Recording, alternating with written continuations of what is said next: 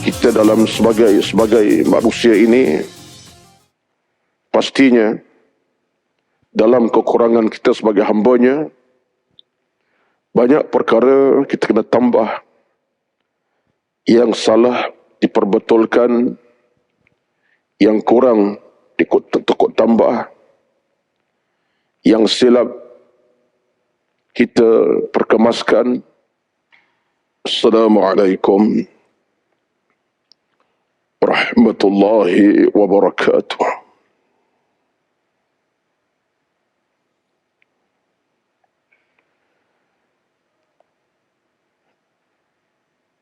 Alhamdulillahi rabbil alamin.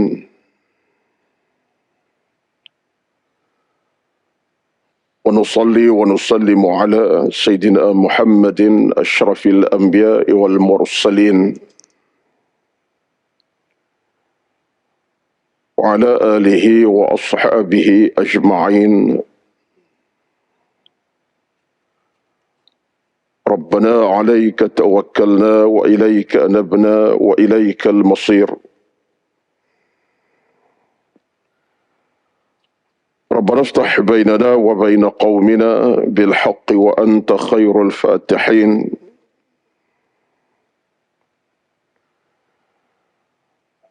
اللهم أحسن عاقبتنا في الأمور كلها وأجرنا من خزي الدنيا وعذاب الآخرة.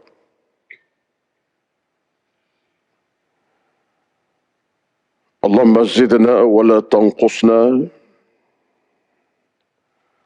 وأكرمنا ولا تهنا وأعطنا ولا تحرمنا وآثرنا ولا تؤثر علينا.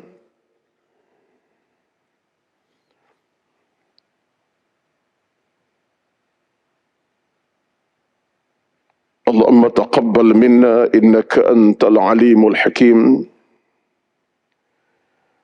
لا إله إلا أنت سبحانك إنا كنا من الظالمين.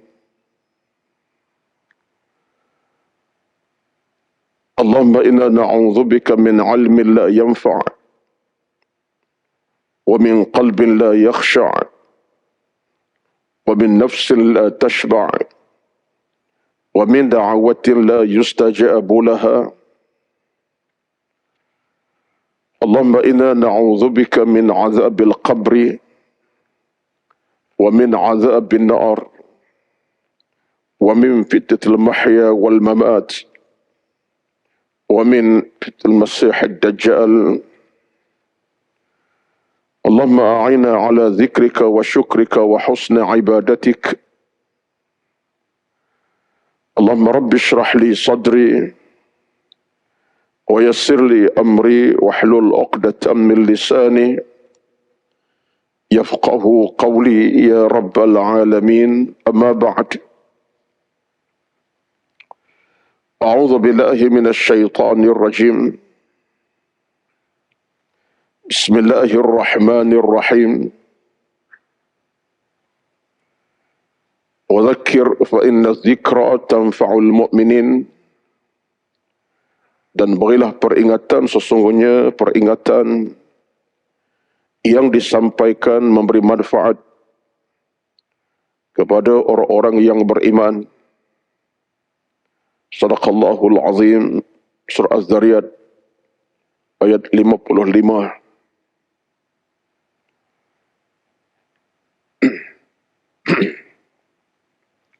Berbahagia dan hormati yang dikasihi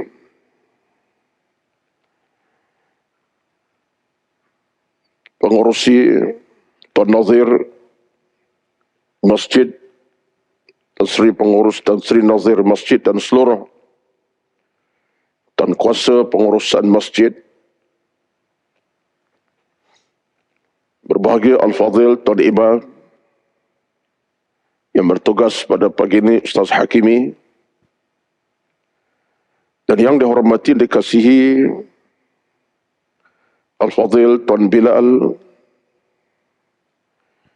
yang dihormati dikasihi seluruh kehadiran para jamaah di awal awal pagi yang penuh barakah, di awal pagi yang penuh ketenangan. Pertama-tama alhamdulillah, marilah sama-sama kita merafakkan kesyukuran kepada Allah Subhanahu wa taala.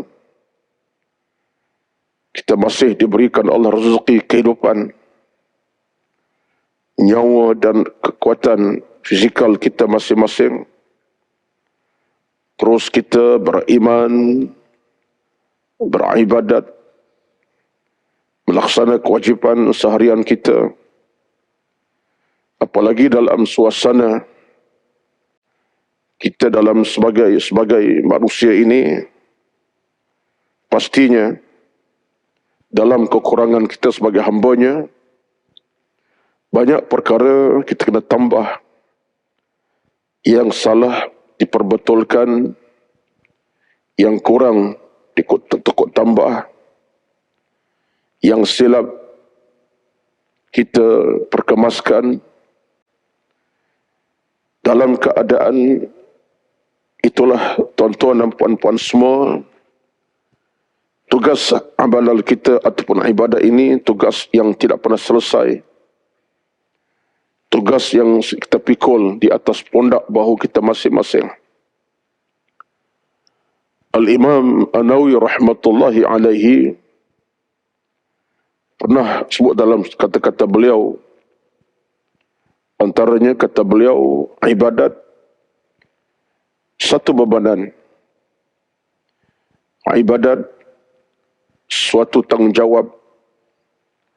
Ibadat satu amanah.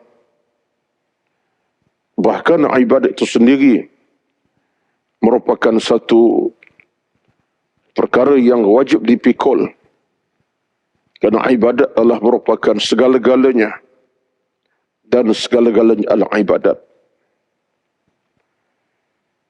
Dilihat kepada pandangan tersebut menunjukkan kepada kita bahawa memang ibadat satu bebanan, satu amanah, tanggungjawab yang wajib kita pikul.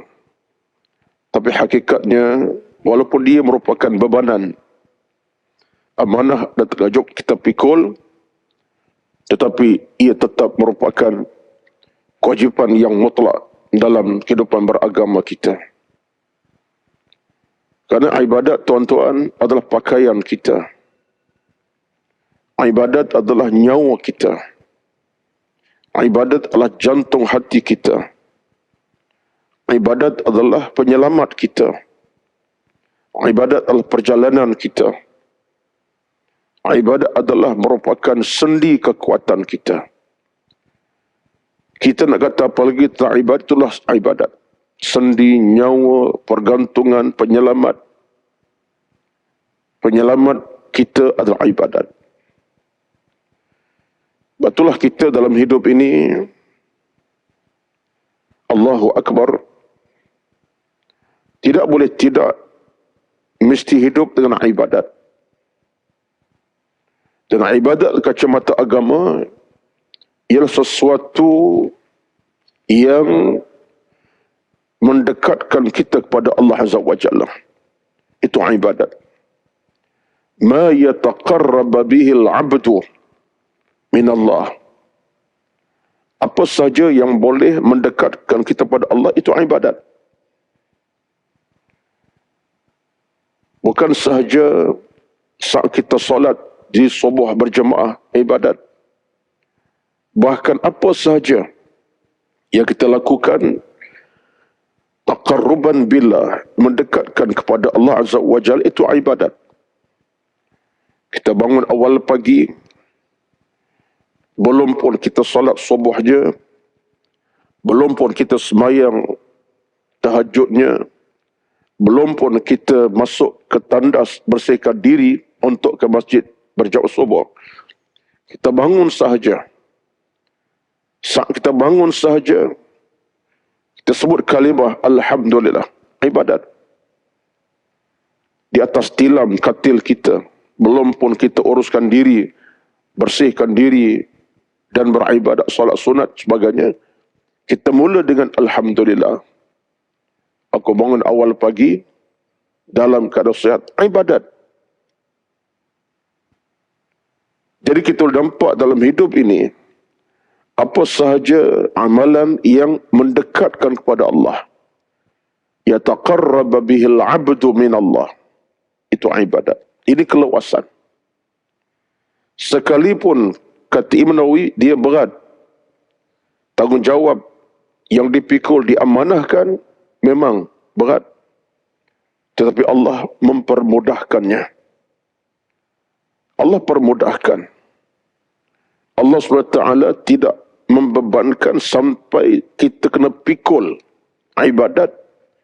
Tak termampu kita nak pikul, tidak begitu. Satu hari, Nabi SAW bercakap tentang ibadat dalam agama.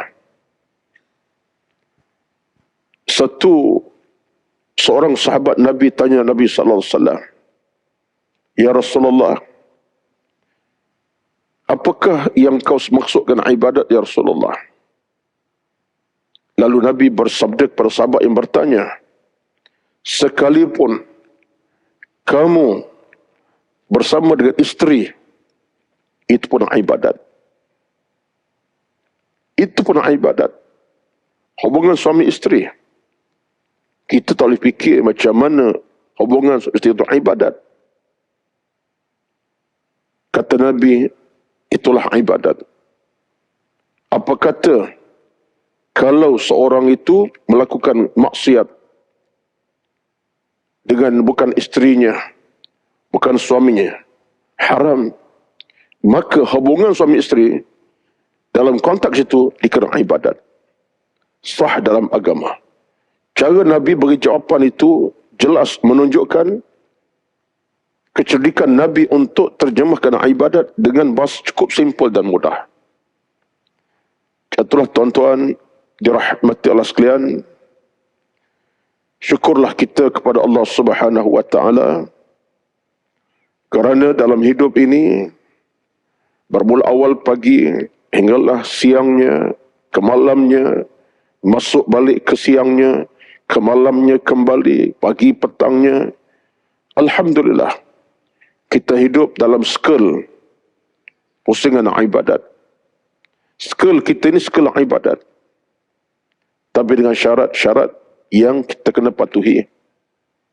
Sekalipun amal itu nampak mudah, kecil, tapi skala ibadat ini wajib dipatuhi dengan syarat-syaratnya. Antara syarat yang boleh kita sebutkan kait dengan ibadat, paling kurang ada 3 syarat. 3 syarat penting untuk kita jadikan amal kita ibadat. Sekalipun kecil amal ibadat. 3 syarat yang pertama, yang utama.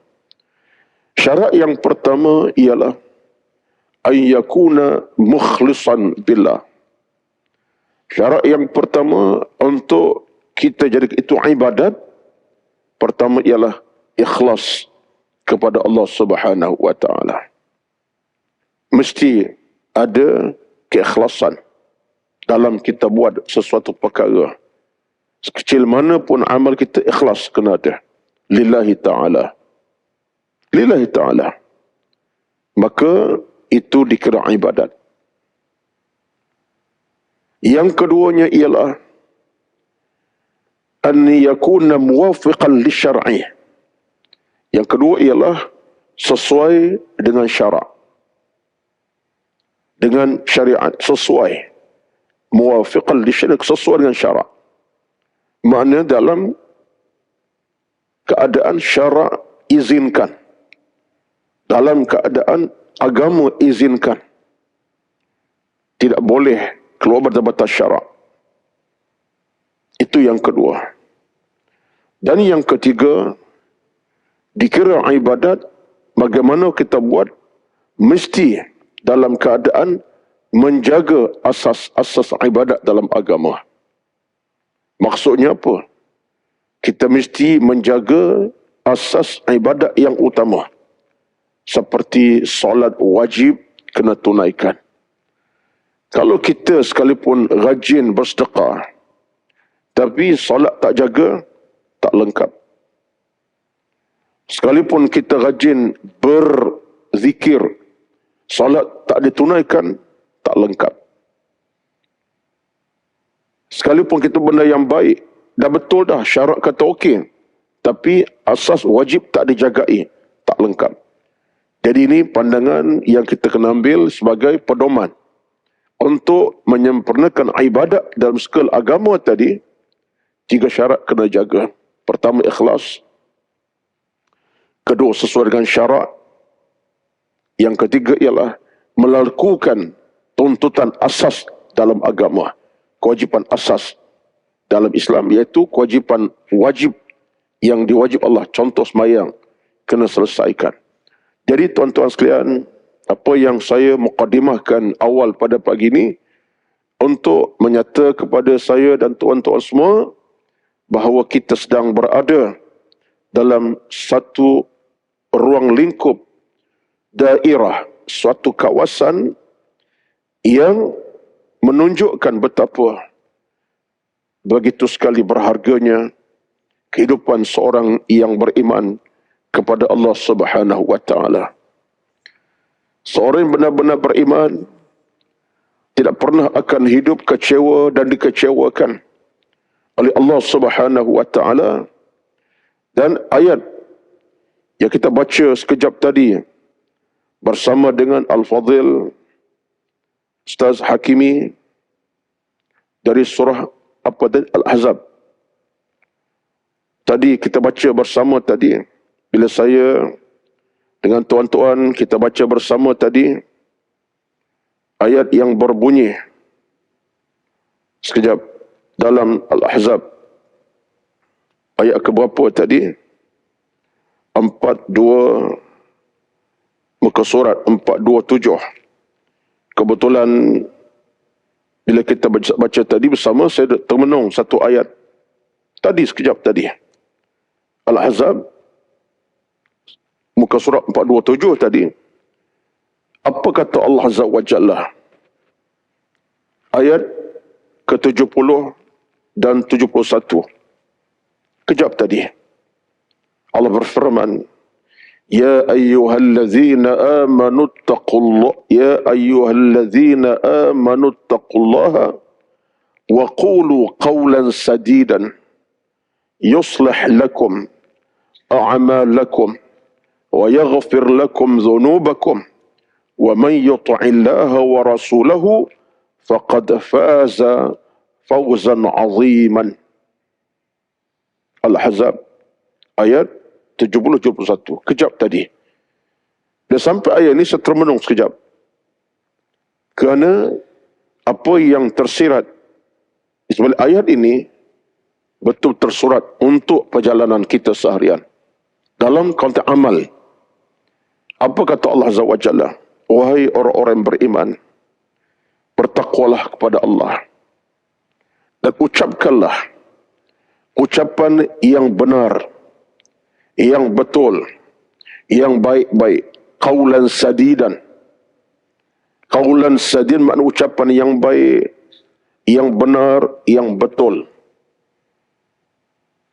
Allah sebut lagi, yuslih lakum a'malakum wa yaghfir lakum dhunubakum.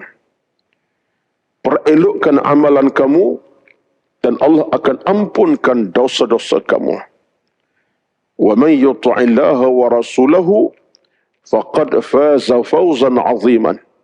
Siapa yang benar-benar mentaati Allah dan Rasulnya, dia beroleh kejayaan yang besar, kejayaan yang paling tinggi sekali. Fawzan 'aziman. Tuan-tuan sekalian, ayat ini benar-benar menjelaskan tentang soal ibadat tadilah yang saya mukadimah tadi. Sebab bila Allah sebut kepada kita satu perintah untuk kita hidup dalam suasana jaga kehidupan beragama, daripada tutur bicara, daripada perkataan, pada amalan, kerja buat kita, daripada amal seharian kita. Lalu kata Allah Azza wa Jalla, orang-orang yang sebegini faqad faza fawzan 'aziman, dia akan beroleh kejayaan yang besar, kejayaan yang hebat. Aziman ini maknanya besar, hebat, mulia.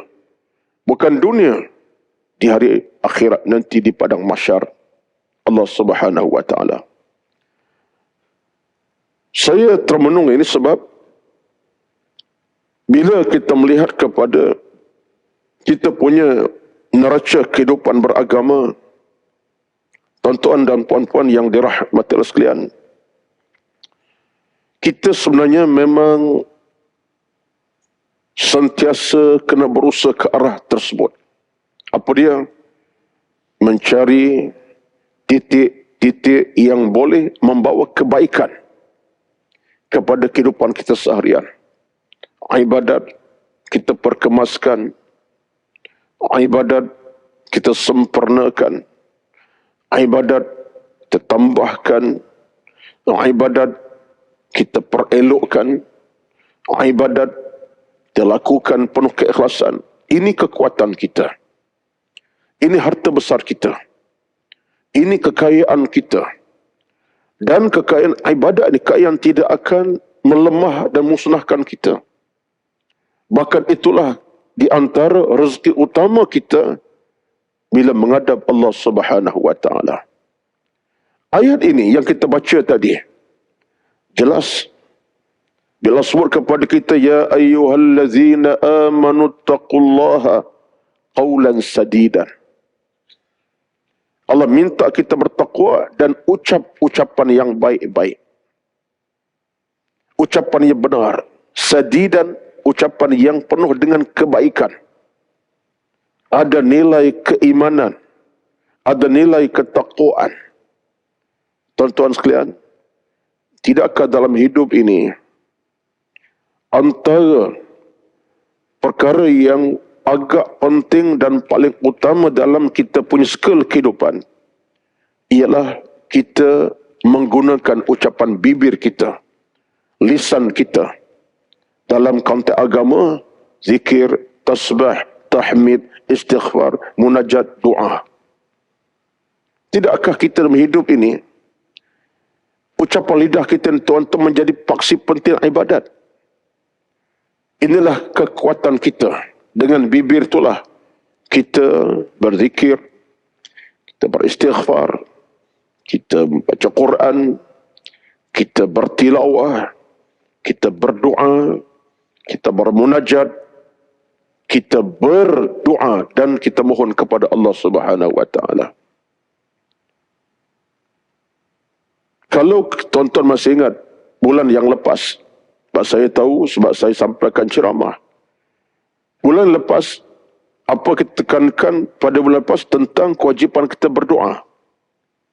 Kalau tuan masih ingat lagi, bulan lepas saya tekankan dalam ceramah di sini, kita kena sentiasa guna lidah kita untuk berdoa. Saya bicara panjang bulan lepas tentang ayat An-Naml 19. Satu bacaan doa daripada Al-Quran, surah An-Naml 19. Rabbi auzi'ani an ashkura ni'mataka allati an'amta alayya. Bulan lepas. Tak nak tafsir balik dah.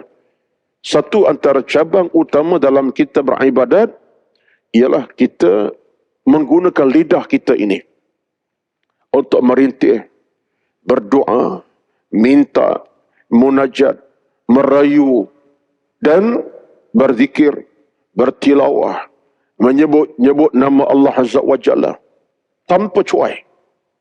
Ini cabang ibadat yang utama. Maka dalam ayat tadi, bila Allah sebut kepada kita, ya ayyuhallazina amanu taqullaha qawlan sadidan wa qulu qawlan sadidan, maknanya agama ini, tuan-tuan sekalian, mengajar kita untuk menjaga tutur bicara, kata-kata. Kerana ia merupakan cabang utama dalam kita beribadat. Kalau tidak kerana itu, tuan-tuan, boleh jadi yang kita paling takut, yang kita paling bimbang, ialah bencana datang menimpa kita. Bencana apa? Lidah.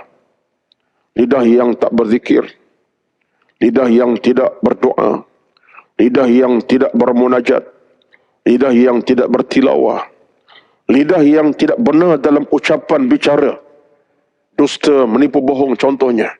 Itu bencana kepada kita. Itu bencana.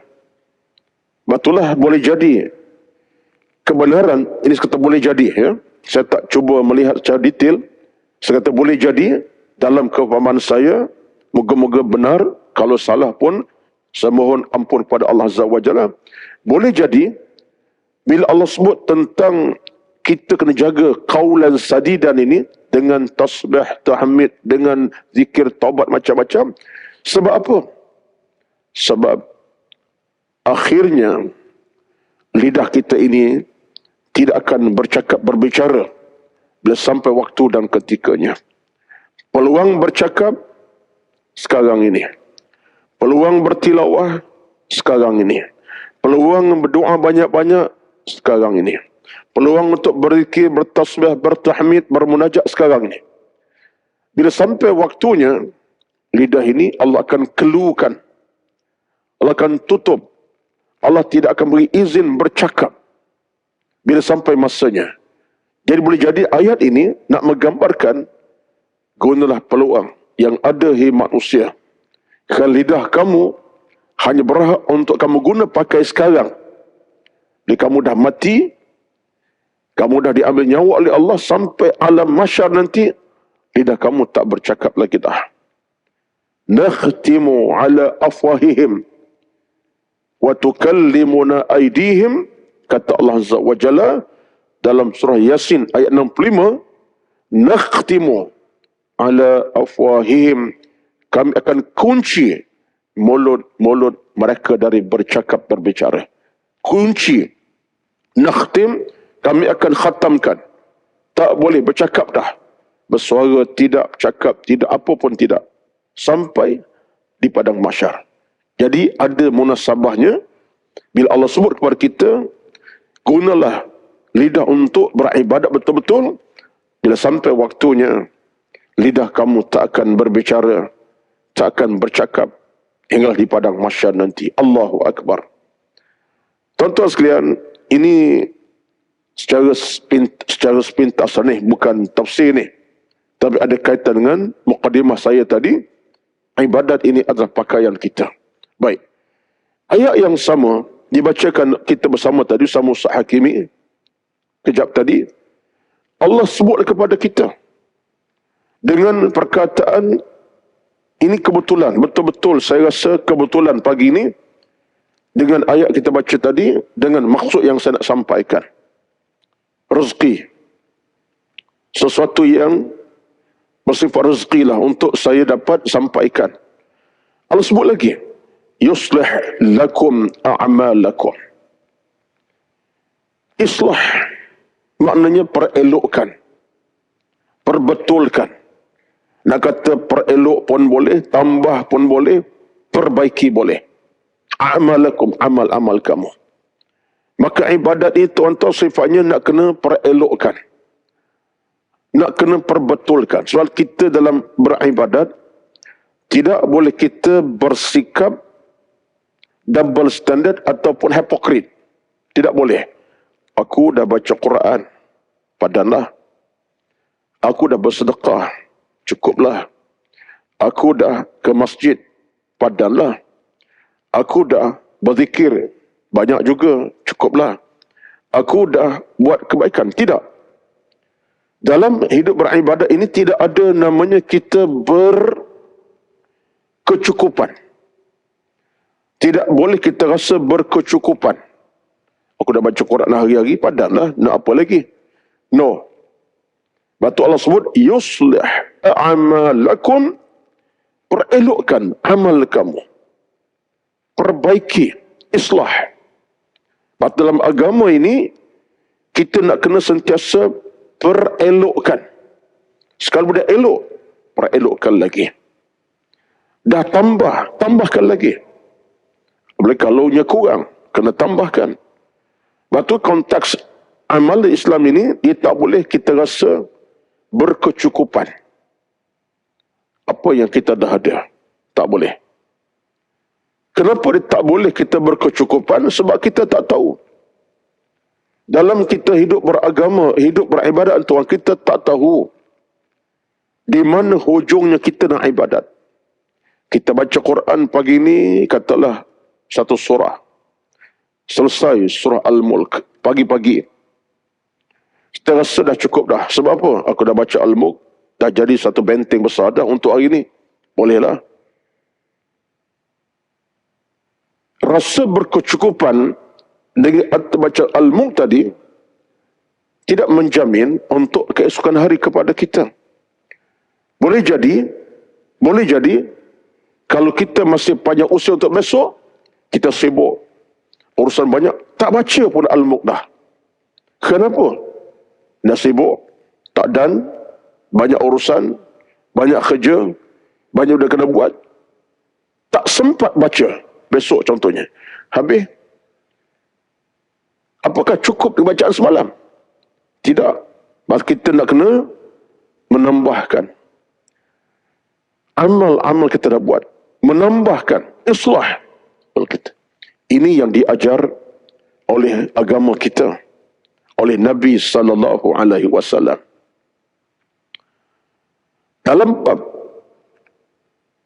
ibadat ataupun dalam bab amal ini, tuan-tuan sekalian, apa penegasan yang Allah sebut dalam Al-Quran kepada kita? Apa penegasan Al-Quran kepada kita tentang bab ibadat dan bab amal ini? Cuba kita tengok satu ayat.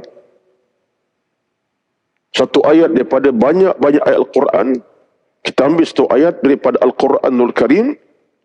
Apa firman Allah Subhanahu wa ta'ala? Ayat ini kepada kita, tuan-tuan, sekira dekat sangat. Tak jauh pun daripada kita. Kenapa? Yang kita baca pun. Kita baca pun.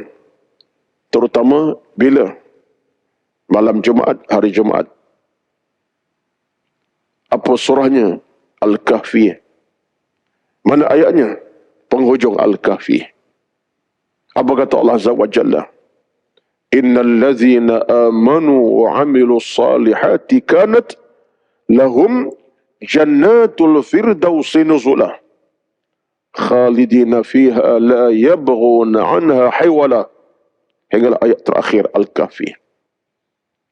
Satu ayat yang saya nak kaitkan dengan tidak boleh kita rasa berkecukupan dalam kita beribadat. Kenapa? Dan Allah sebut dalam ayat Al-Kahfi ini, secara rumusannya, sinopsisnya lah, Allah sebut, Innal ladzina amanu wa 'amilus salihati kanat lahum jannatul firdausi nuzula. Orang-orang yang innal ladzina amanu, orang-orang yang beriman, yang beramal-amal salah, kanat lahum jannatul firdausi nuzula. Bagi mereka syurga Al-Firdaus, tempat tinggal mereka yang sejahtera menyelamatkan. Tuan-tuan sekalian, ayat ini ada serampang 2-3 mata ni. Bukan bercakap tentang soal syurga Firdaus mata-mata, tapi maksudnya ialah Allah SWT nak ajar hambanya untuk akan mencapai syurga yang paling tinggi, Jannatul Firdausil A'la. Syurga paling tinggi namanya Al-Firdaus Al-A'la, yang paling tinggi kemuncaknya. Apa kaitan syurga dengan itu? Amal. Innal ladzina amanu, orang-orang yang benar-benar syurga, amanu amilu salih, mereka beriman sungguh-sungguh, beramal salih. Ayat ini ada serampang banyak mata ni. Maksudnya Allah nak ajar kita supaya untuk dapat syurga Al-Firdaus yang tinggi itu, kamu kena perbanyakkan iman dan perbanyakkan amal salah. Barulah kamu mencapai Firdaus Al-A'la. Kekuatan di mana? Iman kena perkemaskan, amal salah kena perbanyakkan. Jadi ayat ini serampang banyak mata, antaranya itulah matanya. Mengajar kita supaya kita dalam keadaan tidak rasa cukup dengan apa yang kita buat. Itulah di antara perkara yang kita kena letak dalam kehidupan kita. Bila kita ada nilai, rasa tak cukup untuk beramal, kita akan beramal. Tak cukup untuk dengan ilmu, kita ada ilmu. Tak cukup untuk menambah pahala, cari pahala. Kita seolah dididik dalam agama macam tu. Nak buat, nak buat, nak buat. Dah buat dah, nak buat lagi. Nak tambah lagi kekuatan pahala kebaik, amal dan seumpamanya. Ini tuan-tuan adalah neraca dalam Islam. Yuslih lakum a'malakum. Perelokkan amal-amal kamu. Dah baik, perelokkan lagi. Dah tambahkan lagi. Islah. Kerana bila kita ada kekuatan amal itu, dengan tambahan demi tambahan, yang untung siapa? Yang untung bukan Allah. Yang untung kita. Yang bahagianya kita. Dan keuntungan itu datang daripada mana? Amal kita sendiri. Wa yaghfir lakum dhunubakum, dan Allah sedia untuk mengampunkan dosa-dosa kamu, hai manusia. Kerana kaitan amal dengan keampunan itu besar. Orang jaga amal, jaga ibadat, jaga iman, jaga amal solehnya, dia sedang meniti jalan untuk diampunkan dosa oleh Allah Subhanahu wa taala. Allah beri keampunan. Allah ampunkan kesalahan-kesalahannya. Satulah dalam agama ni tuan-tuan, dia neraca-neraca ni lah kita nak kena jaga sebenarnya. Menjadi pasal utama kepada kita. Dalam Islam, ada satu perkara yang kita kena fahami.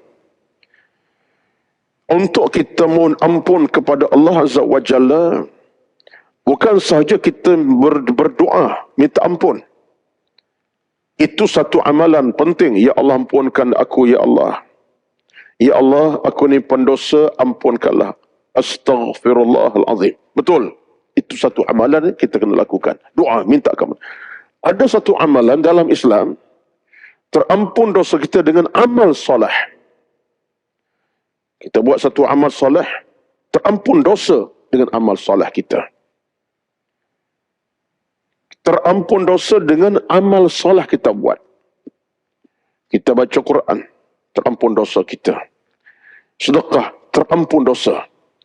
Maknanya cara minta ampun kepada Allah ini, dia cara mohon ampun kepada Allah ini, dia bukan hanya dengan minta keampunan secara direct dengan air mata, bukan itu saja.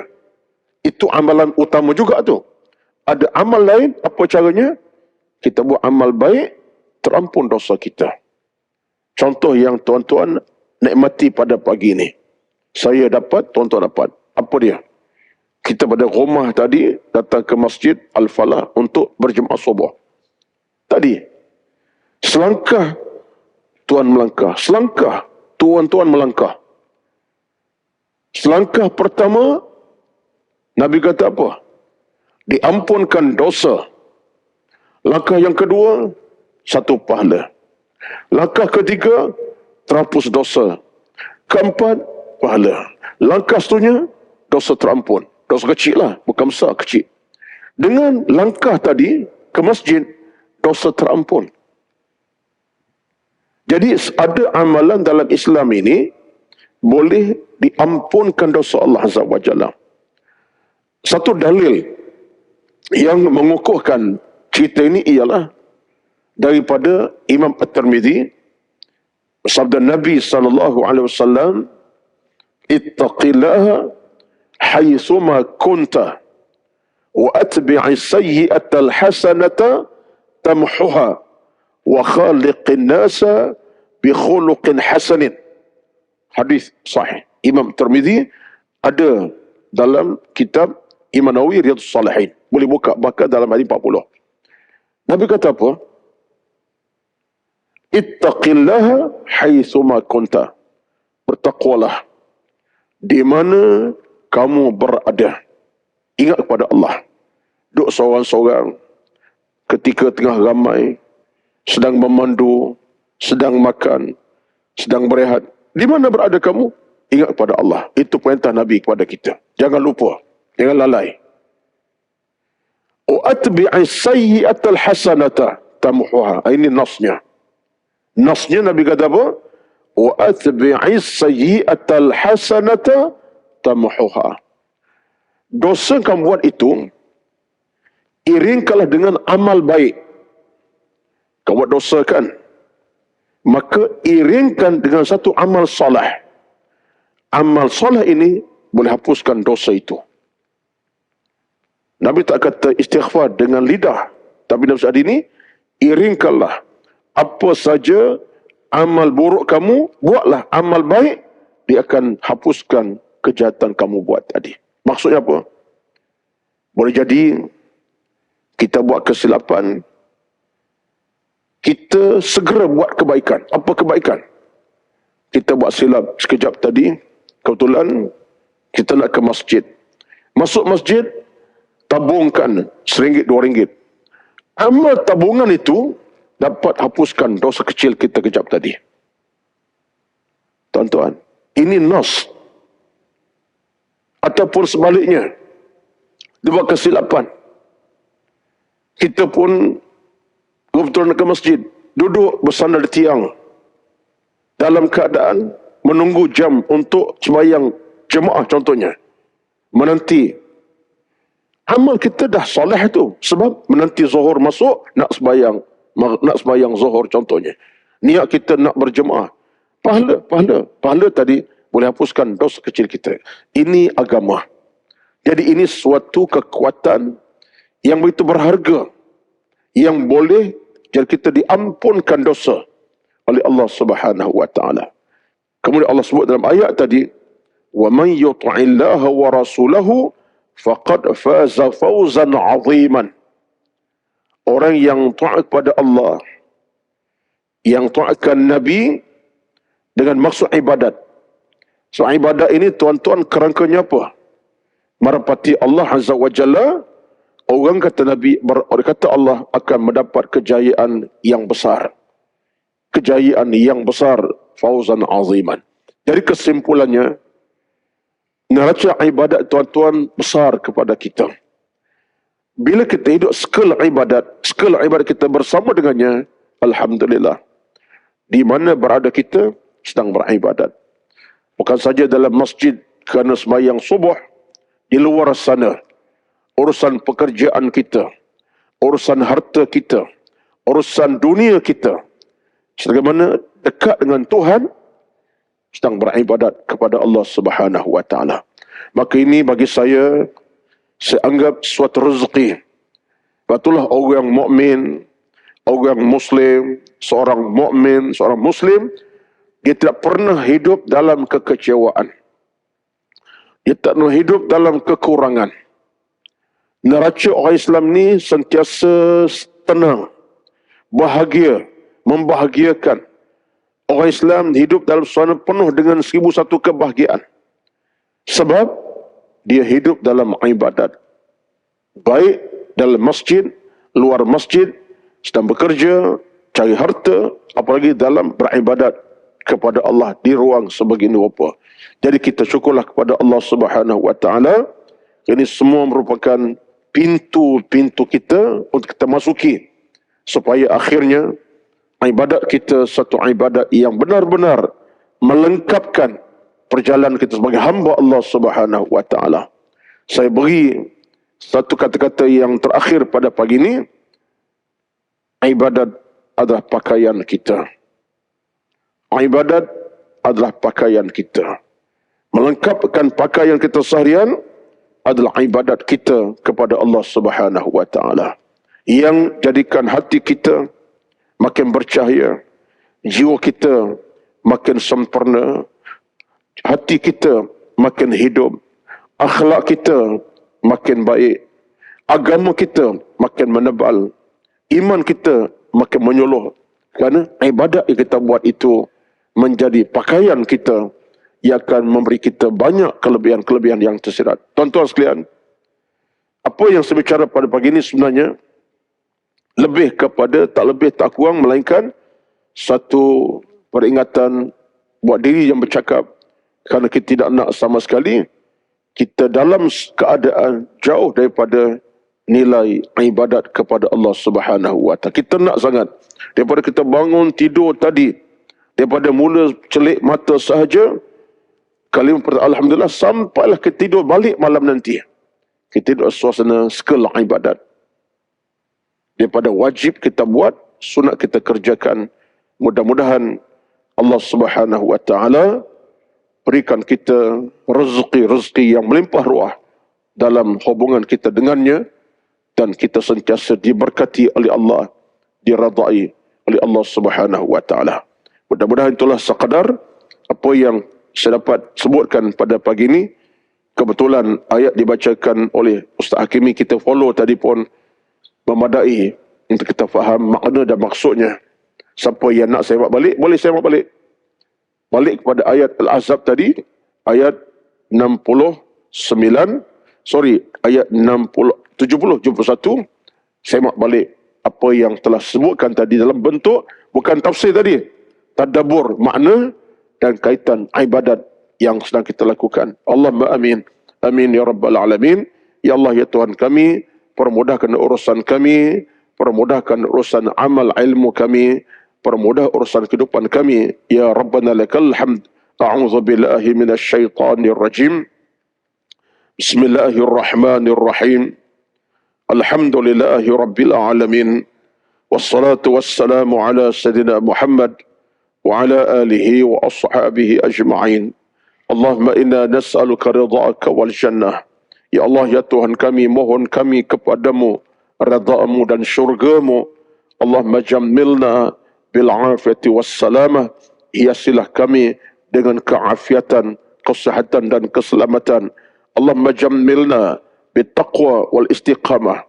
Allah hiasilah kami dengan taqwa dan al istiqamah dalam amal ibadat kami. Allahumma a'inna ala zikrika wa syukrika wa husna ibadatik. Ya Allah ya Tuhan kami, berikan kami rezeki untuk kami ingat kepadamu dan kami syukur kepadamu, dan kami perelokkan ibadat kami kepadamu ya Allah. Allah menawwir qulubana bil iman, cahayakan hati kami dengan iman. Allah mahina bil iman, hidupkan kami dalam iman. Wa amitna bil iman, dan matikan kami dalam keimanan. Rabbana zalamna anfusana. Ya Allah ya Tuhan kami telah banyak menzalimi di diri kami sendiri. Wa illam taghfir lana, jika engkau tidak mengampuni kami, wa tarhamna, merahmati kami, lanakunanna minal khasirin, kami termasuk nanti di kalangan hamba-Mu yang rugi serugi-ruginya. Rabbana, Allahumma Rabbana ghafir lana dhunubana. Ya Allah ya Tuhan kami, mohon ampunkan dosa-dosa kami. Wali walidina, dosa ibu ayah kami. Kama rabba'una sighara, bagaimana mereka didik kami dari kecil hingga dewasanya kami. Rabbana atina fid dunya hasanah. Ya Allah ya Tuhan kami, berilah kepada kami dunia yang bahagia, membahagiakan kami. Wa fil akhirati hasanah, akhirat yang bahagia, membahagiakan kami. Wa qina azaban nar, dan jauhkan kami, hindarkan kami dari bakaran api neraka yang membakar-bakar, yang menakutkan kami. Wassallallahu ala sayyidina Muhammad wa ala alihi wa ashabihi ajma'in. Subhana rabbika rabbil izzati amma yasifun. Wassalamun ala al-mursalin. Walhamdulillahi rabbil alamin. Taqabbalallahu minkum. Taqabbal ya karim. Wassalamu alaikum warahmatullahi wabarakatuh.